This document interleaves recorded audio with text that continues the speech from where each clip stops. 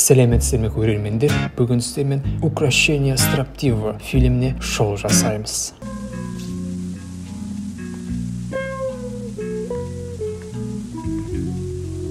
Екі журналист ауылдағы клубқа келіп, газетке жергілікті кәсіпкер Элия Каденадан сұхбат алуға келеді. Бүгін ол 40-қа толып жатыр. Осыған орай газета құттықтау мақаласын шығармақшы. Бірақ ол клубта емес, басқа жақта өзімен өзі теннис ойнап жатыр. Әйткенмен клубтағылар журналистерге әлгі адамның жағымсыз мінезі жайлы рахаттанып айтып береді. Ойыннан кейін журналистер келіп, шынымен де мінезіңіз соншалықты жаман ба деп сұрайды. Бұл сұрағынан оның қаны қайнап, барменге кофесін шашып, отырғандарға келіп, осында отқан үйленгендердің барлығы әлсіз, түкке тұрмайтын адамдарға айналдыңдар деп күнәлайды. Ал өзім жастық күшімді сақтап қалу үшін ешқашан үйленбеймін деп шығады. Бірақ өзінің жұмыскерлері мен қызметкерлеріне ол керісінше өте жылы қатынасады. Бірақ керек болса жандарын шығарады. Элия әрқашан велик айдап, жергілікті баскетбол командасын жаттықтыратын шіркеу қызметкері Чериламен дос. Оған қоса ол қарғалармен де сөйлесе алады. Өйткені оларды улап өлтірмекші болған фермерден аулақ болыңдар деп ұшырып жібереді.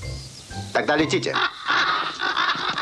Элияға оның командасы қатысатын баскетбол жарысына кел деп көндіреді. Бірақ Элия бас тартады. Бірінші күні ол капуста жайлы саудаласу үшін Брюссельге ұшуы керек. Шіркеу қызметкері әңгімені үйлену тақырыбына ауыстырады. Өйткені оған артына ұрпақ қалдыратын уақыты келді. Және әлбетте мұндай жастағы адамға әйелсіз оңай емес деп ой тастайды. Элия болса, тәнім әйел қаласа мен сыртқа шығып от жарамын деп, осының өзі маған жеткілікті деп айтады. Тіпті үй қызметкері Мами да оны қыздармен сөйлестіруге тырысады, бірақ сәтсіз. Оған қыздар қызық емес. Бір кездесуде Франкенштейн киімін киіп алса, басқасында вампир тісін тағып алып, қызды қорқытады. Мами жаны ашып ұрса да, еркекке бәрібір. Элияда жүзім алқабыда кіретін үлкен шаруашылығы бар. Оның бухгалтері Элияның ақшасын экономдау мақсатында жұмыскерлер санын азайтуға мүмкіндік беретін арнайы пресс сатып алмақшы болады. Элия келіседі, бірақ бір шарт бар. Аппарат оның 10 қызметкерінен күшті жұмыс істеуі қажет. Тіпті бұл үшін арнайы сайыс жасайды. Бір жүзім езгішке құрылғыны салса, екіншісіне өзі мініп алып, керемет әуен ырғағымен жүзімді өзі ақ пресстеп, құрылғыны жеңіп тастайды. Ал кешке көңіл күйі түсіп кетеді. Ең алдымен иті оны шахматтан жеңіп алады. Артынша найзағай ұрып, есігіне беймәлім бір қыз тоқылдатады.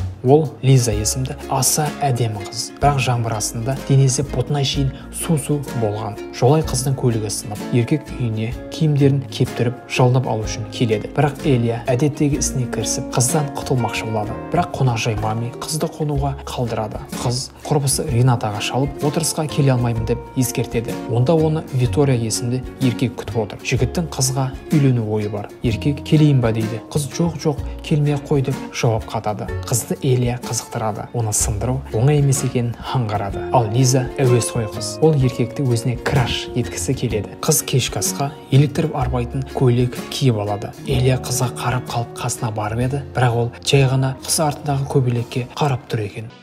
Удивительное создание. Это Эукелиенупта. Мами артынша жарқырап тұрған торт алып кіреді. Қыз бүгін оның туылған күн екенін біліп, оған сыйға музыкалық қобдиша тартады. Элияға бұл сый ұнайды, бірақ сый оған ұнамағандай киіп жасап алады. Еркек қызға барлығын айтып тастайды. Қыз ренжігендей болып, заттарын жинап, Элияның үйінен 15 километр жердегі қонақ үйге кетемін деп шығады. Ал ол қарсы емес, қызға барынша көмектесе бастайды. Ал қыз жанармай бекетіне қоңырау шалып, бөлмеге тапсырыс бергендей болады. Қыз амал жоқ, енді қалуым керек деп еркектің құлағынан тебеді. Мами ұйқыға кетпекші, ал Лиза керісінше енді оянған тәрізді. Қыз еркекке ішім пысты деп айтады. Еркек жүрдіп, үй төбесіне телескоптан жұлдыздарға қарау үшін алып кетеді. Лиза теледидар байқап, оны көргісі келеді. Онда бір адамдар кезек-кезек темпешектен құлай береді. Элия бұл көріністен жылап жібереді. Қыз көргісі келмей кетіп қалады. Одан кейін Элия қыздың құлағанын естіп, артынан барады. Осы жаңа темпешектен құлағандарды көріп, жылап отқан адам қыздың құлағанын көріп әбден күледі.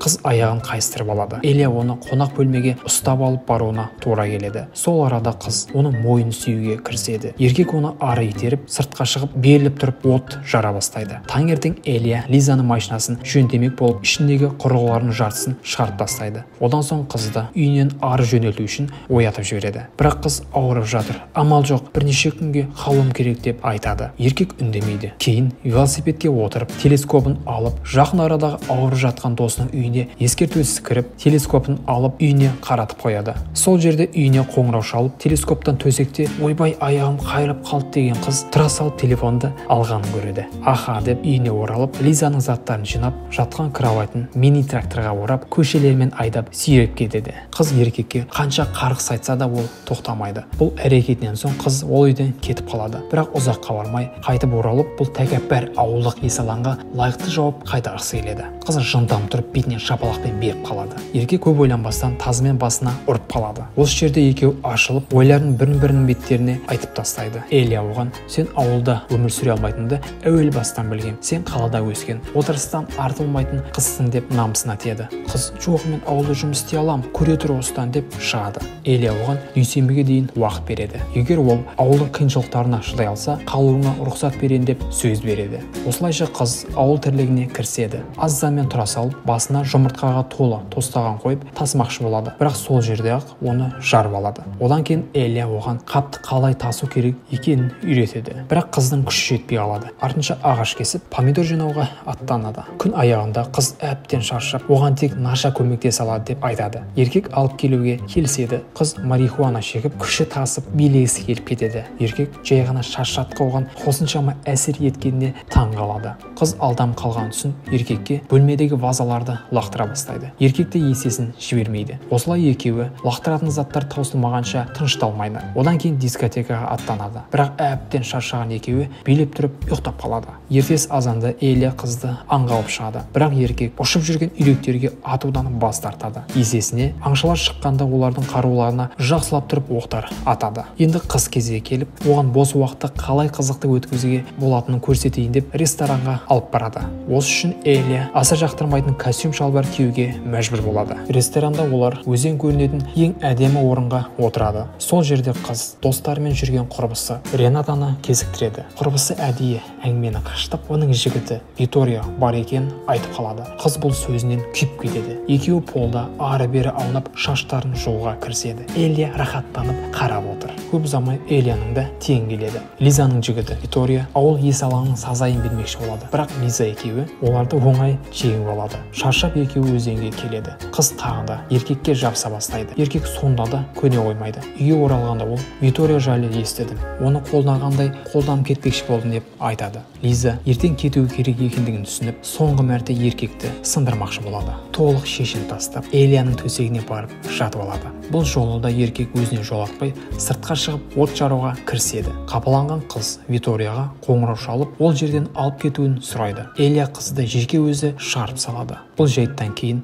мами Элияның үйінде жұмыс істеуден бас тартып, заттарын алып кетіп қалады. Келесі күні Элия Брюссельге кетуі керек еді. Бірақ соңғы сәтте рейстен түсіп, досы Чириланың командасы Витория жанкүйерлік еткен командаға қарсы ойнап жатқан матчқа аттанады. Қыздың назарын аударту үшін Элияның өзі ойынға түспекші болады. Баскетбол киімін киіп, бірден көзге түсіп, сеткаға 10 шақты доптар лақтырады. Осылайша өз командасына жеңіс алып келеді. Ойын біткен соң Элия қызға трибунаға көтеріліп, оның әйелі болуға ұсыныс жасайды. Бірден емес, бірақ қыз келіседі. Бірнеше күннен кейін қонаққа толы Элияның үйі жер сілкінгендей, ары-бері дүрбелеңдей бастайды. Басқалар не болды деп жоғары көтеріледі. Сөйтсе, ол біздің сүйіпті жұп екен. Барлығы жақсы. Элия болса, әдеттегіден өте көңілді болып кетіпті. Бұдан былай ол от жаруға мәжбүр емес.